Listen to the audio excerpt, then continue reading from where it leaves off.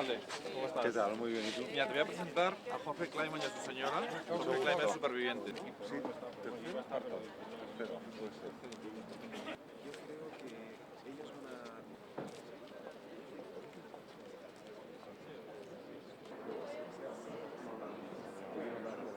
Una corona de laurel sobre la piedra del olivo que crece en este parque, en memoria de los 6 millones de judíos víctimas del nazismo.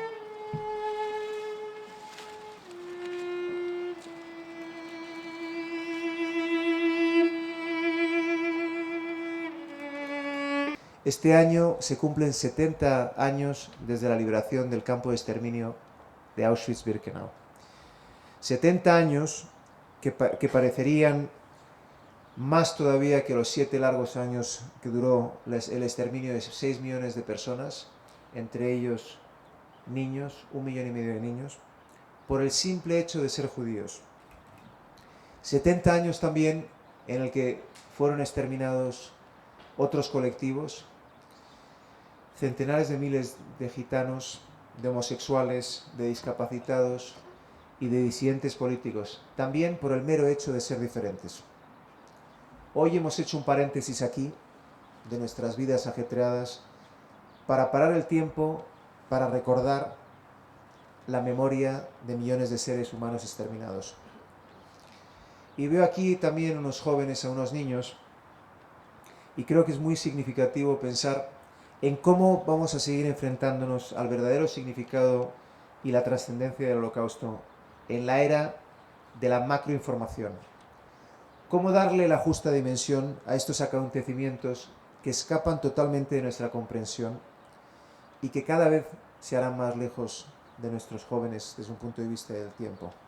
Yehuda Bauer es una de las grandes autoridades mundiales en la memoria del Holocausto, y en concreto es el presidente de honor de la Alianza Internacional para la Memoria del Holocausto, organismo internacional del que España es miembro activo. Yehuda Bauer dijo, delante del ministro de Asuntos Exteriores de España y de buena parte del servicio diplomático español, dijo que la Shoah es básicamente un concepto, oscuridad. Es probablemente el concepto más oscuro de la historia de la humanidad. Pero también dejó un atisbo, un hilo de esperanza, que es el siguiente: nunca, ni siquiera en la Shoah, que es el periodo más oscuro, la oscuridad ha sido absoluta. Siempre ha habido lo que él llamaba little spots of light, pequeños atisbos de luz. Y él lo vinculaba a un concepto: esos pequeños atisbos de luz en medio de la Shoah, de la barbaridad de la Shoah, fueron personas, testimonios individuales. Sobre todo, en este caso, lo que después fue llamado justos entre las naciones. Aquellos que decidieron no pasar de largo frente al sufrimiento humano. Aquellos que decidieron afrontar la realidad y ayudar a sus semejantes, independientemente de sus creencias o de sus valores. El discurso de bienvenida que Rudolf Höss le tenía preparados a todos los judíos y no judíos que entraban en Auschwitz. En nombre de la administración del campo, les doy la bienvenida. Esto no es un lugar de vacaciones, es un campo de trabajo. Al igual que nuestros soldados arriesgan sus vidas en el frente para conseguir la victoria del Tercer Reich, tendrán que trabajar aquí para el bienestar de una nueva Europa. Cómo hacer frente a esta tarea es cosa de ustedes. La oportunidad está ahí. Cuidaremos de su salud y se le ofrecerá un trabajo bien pagado. Después de la guerra, se evaluará a cada uno según sus méritos y serán tratados en consecuencia. Ahora, le ruego que todos se desnuden, cuelgan su ropa en los ganchos y por favor recuerden el número del gancho. Cuando ustedes terminan su baño, habrá un plato de sopa y café o té para todos. O sí, antes que me olvide, después del baño, por favor tengan listos los certificados, diplomas, informes escolares y cualquier otro documento para poder emplear a todo el mundo de acuerdo y de su formación y capacidad. A los 13 años me quedé solo en un mundo cruel y asesino. A mi familia la mandaron al campo de exterminio Belzec, al sudeste de Polonia. Y ahí todos murieron en las cámaras de gas. Yo Logré entrar a mi primer campo de concentración solamente gracias a una larga cadena de milagros que me acompañó durante todo el tiempo que estuvo la guerra y la Shoah. Porque ustedes saben que a un campo de concentración, para entrar, tenía que tener el mínimo una persona de 18 años. Los chicos menores eran ejecutados inmediatamente. Pasé por el primer campo, pasé por el gueto de Cracovia, de donde salí por otro milagro. No les puedo contar todo porque el tiempo no da. Y llegué al tercer campo. Es ahí donde Steven Spielberg realizó su película La lista de Schindler. Milagrosamente pude entrar a este campo y pasar la selección. Ahí el comandante era un asesino psicópata, narcómano y sádico como no había otro. Todos los mediodías salía a la terraza de su chalet que estaba en el medio del campo y ejercitaba su puntería matando a presos. 2 veces por semana salía a la plaza donde estábamos todos reunidos esperando el recuento y el reparto de trabajo. Vestía su uniforme de gala, la gorra con la calavera. En la mano tenía una pequeña fusta. Pasaba fila tras fila. Contaba 9 y de un fustazo sacaba el 10º. Cuando juntaba 200 chicos, los mandaba a un terreno cercado en el medio del campo, donde bajo vigilancia de los asesinos ucranianos con sus perros, los tuvieron durante 10 horas hasta la caída del sol. Lo hacían a propósito para que el sufrimiento fuese más grande. Al caer el sol los llevaron caminando hasta una montañita del costado del campo, en cuya cima había un hoyo del tamaño de una pileta de natación olímpica, y ahí los mataban. El 10 de marzo del 44, yo era el 10º. Durante 7 meses logré sortear esta selección. O sacaba uno detrás mío o sacaba uno delante, pero yo me quedaba en el lugar.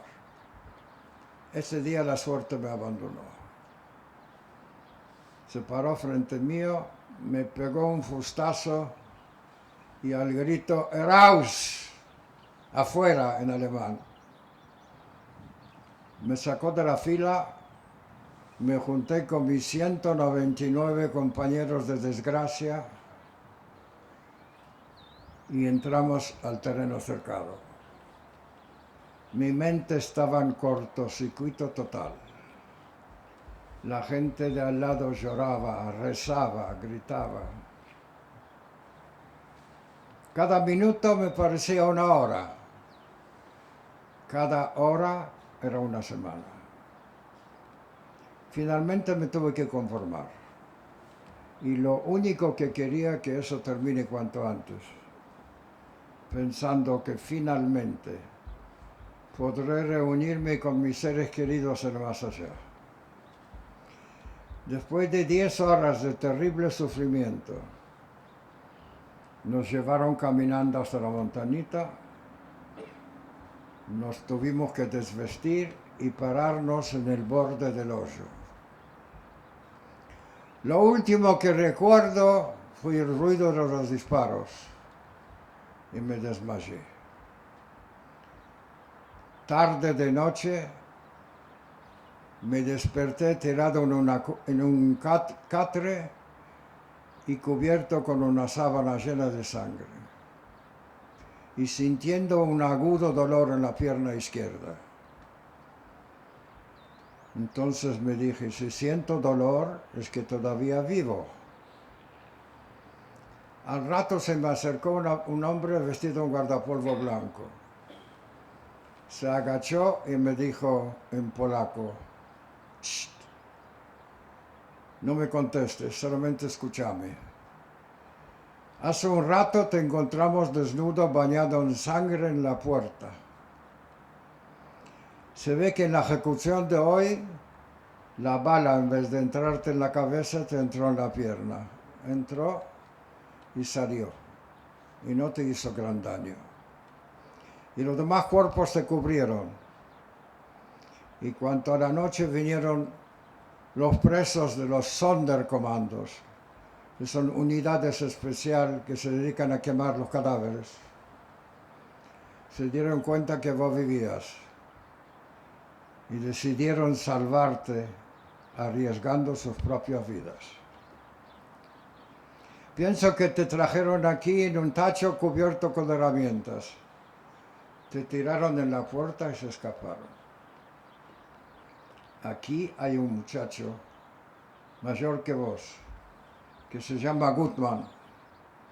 Él está agonizando, no llegará a la mañana. Vos tomarás la identidad de él, porque cuando te eligieron para ejecutarte, tu nombre fue tachado de la lista del campo y vos teóricamente ya no existís más. Me curó la herida y se fue. A la mañana temprano me trajo un par de lentes que me caían hasta la barbilla y una gorra que me cubría toda la cara. Y me dijo: mantenete en la sombra cuando vienen los presos a curarse, porque si alguien te reconoce y se lo cuenta a los nazis, moriremos todos aquí. Todos los días, cerca del mediodía, venían 2 oficiales de la SS a inspeccionar la enfermería y llevarse las listas de los que murieron durante la noche. Yo me escondía en un profundo hoyo debajo del piso y recién salía cuando ellos habían ido. El profesor Ullmann, mi salvador, junto con todo el equipo de médicos y enfermeros, me tuvieron cuidando y escondiendo hasta mediados de agosto del 44, arriesgando todas sus vidas. Valores que se afirman frente a la barbarie del Holocausto, cuyo recuerdo celebramos hoy. Nuestro acto de homenaje a todas sus víctimas. Nos reúne esta mañana la fuerza de la memoria. Una memoria que debe permanecer viva y que no podemos condenar al olvido. Seguimos a Primo Levi cuando pedía que pensáramos que esto había sucedido, que el Holocausto no era un sueño, ni una alucinación, ni un mensaje de la propaganda aliada o soviética. Sucedió. Nos encomendaba sus palabras para que al estar en casa, al ir por la calle, al acostarnos, al levantarnos, se las repitiéramos a nuestros hijos. El gran químico turinés, que tan lúcidamente descubrió la inhumanidad nazi, comprendió perfectamente lo importante que era mantener viva la llama del recuerdo, la necesidad de no olvidar. Las personas somos, ante todo, memoria. Sin memoria no tendríamos identidad. Del mismo modo, si algo es Europa, es una memoria de lo común, es una memoria colectiva. A esa memoria pertenece también el recuerdo terrible del Holocausto. Afortunadamente, cada vez han sido más los testimonios de aquellos que, superando el desgarro, superando el dolor que muchas veces produce el recuerdo, se han atrevido a contar, a relatarnos lo que vivieron y lo que vieron. Acabamos de oírlo en las palabras de nuestro admirado Jorge Kleinman. Ahora que la fiebre de la intolerancia arrecia de nuevo, debemos tenerlo presente más que nunca. No podemos caer de nuevo en la indiferencia frente al fanatismo como ocurrió en la Alemania de los años 30. En Alemania y en otros sitios, desgraciadamente. Debemos afirmarnos frente al terror. Dejar bien claro que no estamos dispuestos a permitir ataques a nuestros valores. A muchos bienpensantes no les gustará escuchar esto, porque siguen instalados en una corrección política que sola es síntoma de cobardía moral. Tampoco les gusta que recordemos que Israel, la patria de los judíos, es la única democracia de Oriente Medio, el único estado de esa región que en un estado de guerra permanente reconoce y respeta los derechos humanos y las libertades democráticas. Pero es obligado que lo digamos y lo repitamos una vez más y todas las que sean necesarias. Por todo ello debíamos conmemorar este día en Getafe. Es nuestra obligación, como representantes públicos, y así hemos querido hacerlo desde que llegamos al gobierno municipal. Nuestro homenaje a todas las víctimas y nuestro ejemplo a las generaciones venideras para que el recuerdo se mantenga vivo y nada parecido a la atrocidad de la Shoah se repita. Eso es lo que debemos transmitir: memoria del pasado y valores para el presente y el futuro. Dignidad, libertad, respeto y tolerancia. Shalom. Muchas gracias. Del 1,5 millones de niños judíos menores de 16 años asesinados por los nazis, de toda forma de resistencia y en honor a los justos entre las naciones y a quienes harían discapacitados, homosexuales, republicanos españoles y testigos de la memoria de las víctimas del Holocausto y de los justos entre las naciones, y por la ineludible responsabilidad